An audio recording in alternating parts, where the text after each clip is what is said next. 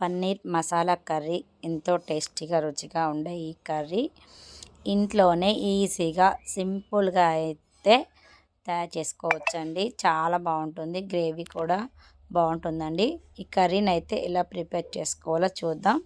ముందుగా అయితే stove on చేసి కడాయి పెట్టి అందులో కాస్త ఆయిల్ అలాగే ఆనియన్స్ వేసి అవి ఫ్రై అయ్యాక కాజు అలాగే మనం ముందుగా కట్ చేసుకున్న టమాటా ముక్కలు అందులో వేసి మగ్గనివ్వాలండి. అవి మగ్గాక చల్లారబెట్టి మిక్సీ జార్లో వేసి అందులో 2 యాలకులు, 4 లవంగాలు, అలాగే ఒక బిర్యానీ ఆకు, కాస్త దాల్చిన చెక్క, అలాగే జాపత్రి, ఒకటి అవిస పువ్వు, అలాగే అందులోకి కాస్త పచ్చి కొబ్బరి లేకుంటే ఎండు కొబ్బరి కూడా వేసుకోవచ్చు.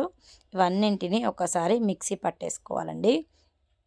అదే బౌల్లో 3 గరిటెల ఆయిల్ వేసి మనం ముందుగా కట్ చేసి పెట్టుకున్న పన్నీర్ ముక్కలు అందులో వేసేసి అందులోకి కాస్త పసుపు కూడా వేసి వాటిని ఫ్రై చేయాలి. అవి ఫ్రై అయ్యాక పన్నీర్ ముక్కలన్నింటినీ చల్లగా ఉండే వాటర్లో వేసుకోవాలండి. ఇందులో ఎందుకు వేయాలి అంటే పన్నీర్ ముక్కలు అనేవి చాలా సాఫ్ట్గా ఉంటాయి. అలాగే ఆ వాటర్ని కూడా మనం కర్రీలోకి యూజ్ చేసుకోవచ్చు.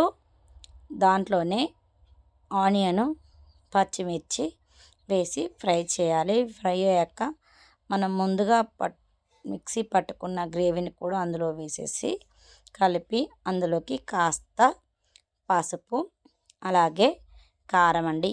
కారం ఎక్కువగా తినేవాళ్ళు ఎక్కువగా వేసుకోండి, తక్కువ తినేవాళ్ళు తక్కువ అండి, మీ ఇష్టం. నేనైతే 4 స్పూన్ల కారం వేసాను. అలాగే అందులోకి ఉప్పు వేసేసుకొని కలిపేసుకొని అందులోకి 1.5 స్పూన్ పాల మీద మీగడ అండి. మీగడ మనకి ఎలాంటి ఉండలు లేకుండా కలిపేసుకోవాలి. ఇలాంటి గ్రేవీ లాంటి కర్రీలకి ఆ మీగడ అనేది చాలా బాగుంటుంది, చాలా టేస్టీగా కూడా ఉంటుందండి. ఇలా మనకి ఆయిల్ పైకి రావాలండి. వచ్చాక మనం ఇందాక పన్నీర్ ముక్కలు, వాటరు అవన్నింటినీ అందులో వేసేసుకొని కలిపేసుకోవాలండి. కలిపేసుకొని ఒక 5 మినిట్స్ అయితే మూత పెట్టేసుకోవాలండి. 5 మినిట్స్ తర్వాత మనకి కర్రీ అనేది రెడీ అవుతుంది.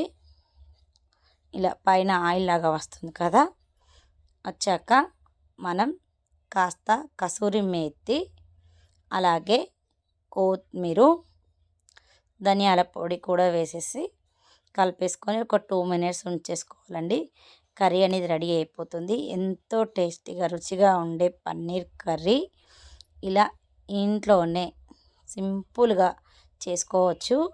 ఈ కర్రీ మనకి చపాతీలకి, పూరీలోకి, పరోటాలకి, రైస్లోకి చాలా బాగుంటుందండి. చాలా టేస్టీగా కూడా ఉంటుంది. ఇలా ఒకసారి ట్రై చేయండి. అలాగే ఈ వీడియో కనుక నచ్చినట్టయితే ఒక లైక్ చేయండి, షేర్ చేయండి, కామెంట్ చేయండి.